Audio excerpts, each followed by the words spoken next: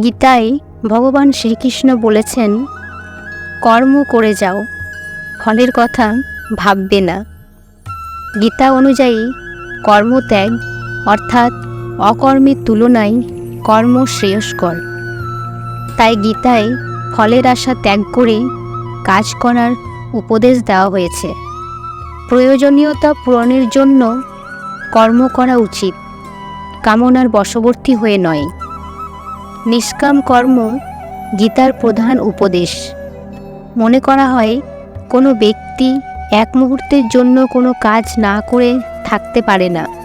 কর্ম করা ব্যক্তির অধিকার ও কর্তব্য দুইই। ব্যক্তিকে কর্ম করে যাওয়া উচিত। তবে গীতায় কর্মের প্রতি মমতা ও আসক্তির বিরোধ করা হয়েছে। কর্ম করাই তোমার অধিকার, ফলাফলে না।